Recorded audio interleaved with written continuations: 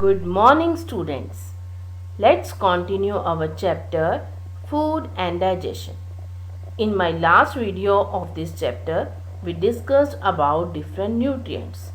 In this video, we are going to discuss about balanced diet, digestion and food preservation. So let's start the video. Students, you all know that there are different nutrients present in our diet. So first we will know that what is a diet. The food we eat daily is called our diet. जो भी food हम खाते हैं daily routine में, that is our diet. So a diet that contains proper amount of all nutrients, roughage and water required for good health is called balanced diet. तो balance diet क्या है? वो डाइट जिसमें सभी न्यूट्रिएंट्स, रफेज, वाटर, सभी nutrients एक proper amount में है और जो हमारी अच्छी हेल्थ के लिए रिस्पॉन्सिबल है. That diet is balanced diet.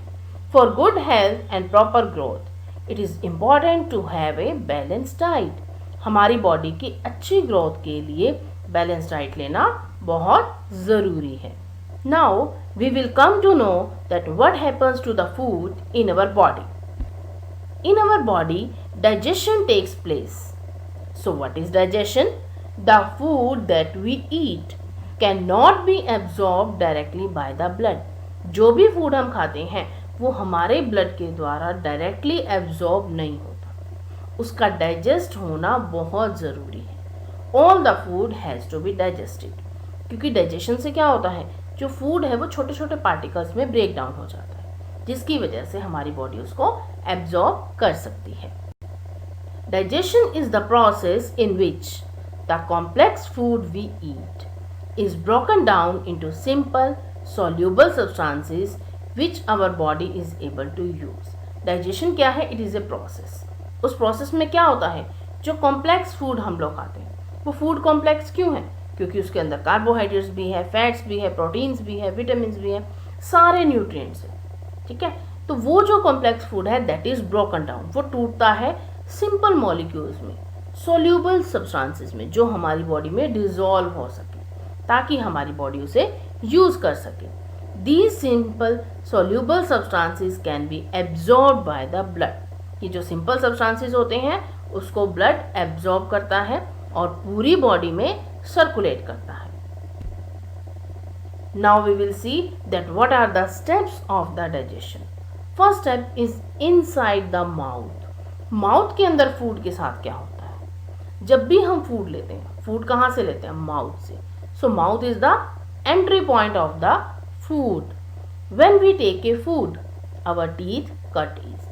हमारा टीथ क्या करते हैं? फूड को कट करते हैं, ग्राइंड करते हैं छोटे छोटे पार्ट्स में, च्यू करते हैं, चबाते हैं. The solid food is broken into smaller bytes. जो हमारा सॉलिड फूड होता है, टीथ जो है वो उसको छोटे छोटे बाइट्स में तोड़ देता है. A digestive juice saliva mixes with the food. हमारे माउथ के अंदर एक सलाइवा निकलता है, एक डाइजेस्टिव जूस है, वो क्या होता है, फूड के साथ मिक्सअप होता है and it make the chyme. The chime is rolled in the mouth with the help of tongue. टंग का क्या फंक्शन है? उस चाइम को रोल करना. और रोलिंग से क्या होता है? The chime through the food pipe is passed to the stomach. टंग उसको रोल डाउन करता है और नीचे की तरफ पुश करता है और फूड पाइप से होता हुआ वो फूड कहाँ जाता है? स्टमक में जाता है. Now what happens in the stomach? Stomach में क्या होता है? Our stomach is like a bag made of muscles. Muscular structure है हमारी स्टमक, एक बैग लाइक स्ट्रक्चर है. Here the food is churned and mixed with several digestive juices produced by the wall of stomach. Stomach के अंदर बहुत सारे digestive juices निकलते हैं, काफ़ी सारी चीज़ें होती हैं जो फूड को चर्न करते हैं, मिक्स करते हैं, ग्राइंड करते हैं. These juices further break the food.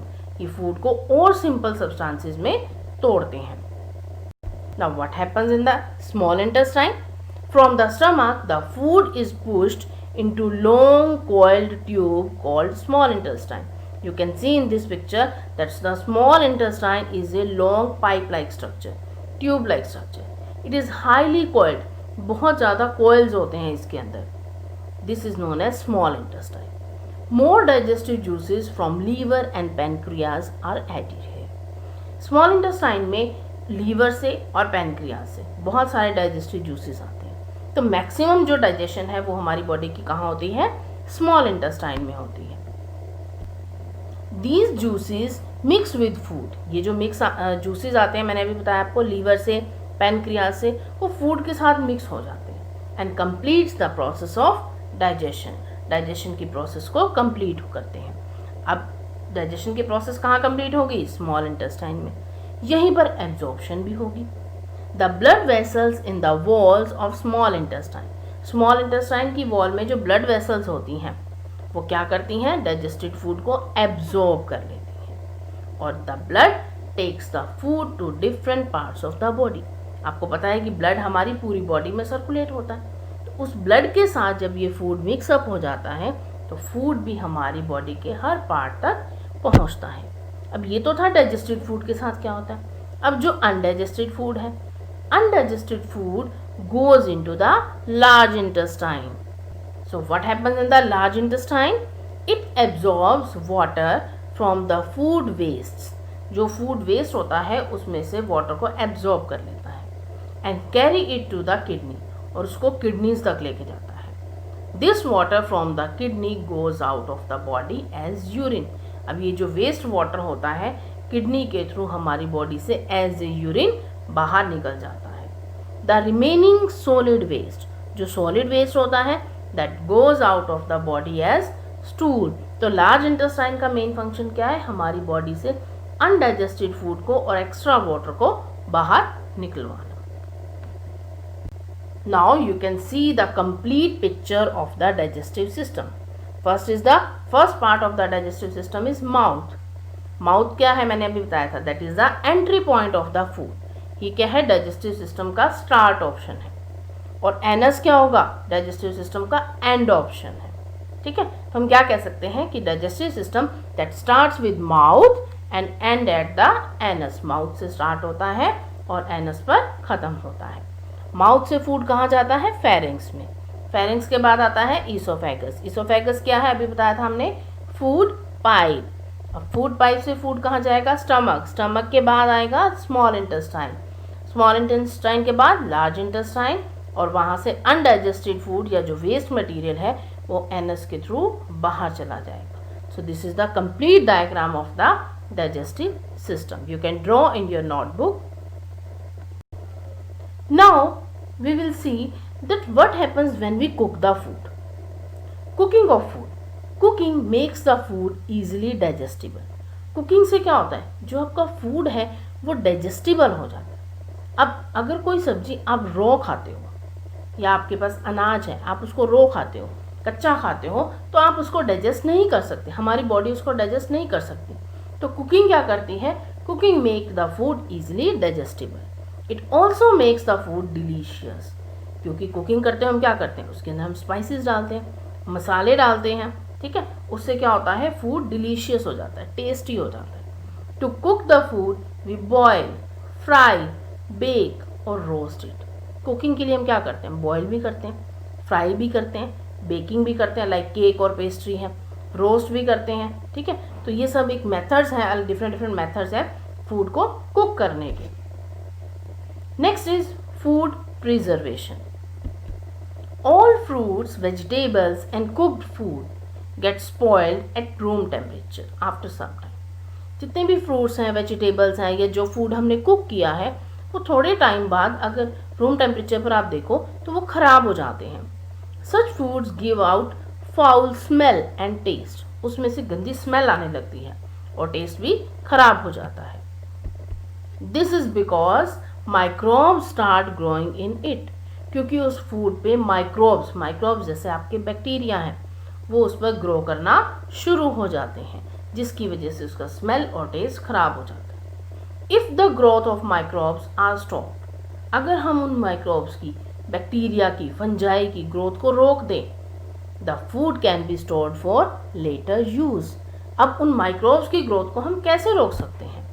Means हम हमारे फूड को प्रिजर्व कैसे कर सकते हैं? The storing of food by stopping the growth of bacteria and fungi. Food को स्टोर करके रखना कैसे? बैक्टीरिया और फंजाई की ग्रोथ को रोक के. That is known as food preservation. So what is food preservation? Food को लंबे समय के लिए, लंबे टाइम के लिए स्टोर करके रखना. और वो हम कैसे कर सकते हैं? There are different methods. Different ways in which food can be preserved are storing the food at low temperature in a refrigerator. हम क्या करते हैं? कुक्ड फूड को या रॉ वेजिटेबल्स को, फ्रूट्स को कहाँ रखते हैं हम? रेफ्रिजरेटर में, फ्रिज में. तो टेम्परेचर को लो करने से क्या हो जाता है? जो बैक्टीरिया है, जो फंजाई है, उसकी ग्रोथ रुक जाती है. सेकेंड वन, बॉइलिंग, चीज़ों को बॉयल करके. Third one, Canning. Fourth one, dehydration. Next, salting. Next, keeping in sugar syrup. So these are the different ways in which food can be preserved for long time. First method is keeping at low temperature. Means हम क्या कर सकते हैं? Food को fridge के अंदर, refrigerator के अंदर इस तरह से स्टोर करके रख सकते हैं, जिससे लंबे समय तक हमारे फ्रूट्स, वेजिटेबल्स या जो कुक्ड फूड है वो खराब नहीं होता. सेकेंड मेथड मैंने आपको बताया, बॉइलिंग. मिल्क को हम बॉईल करते हैं, उससे दूध खराब नहीं होता. Next one is Canning. Canning क्या होता है? कि जो आपका फूड है उसको आप एयर टाइट कंटेनर में, कैन्स में बंद करके रखते हैं. Next one is dehydration.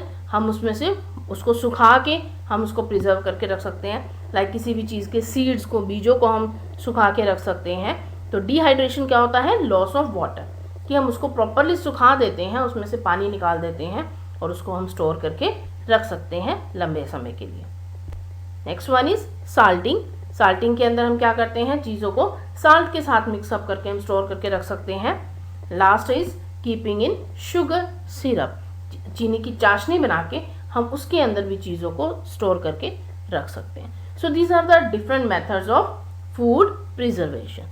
So students, in this video we discussed about the balanced diet, digestion of the food and also the food preservation.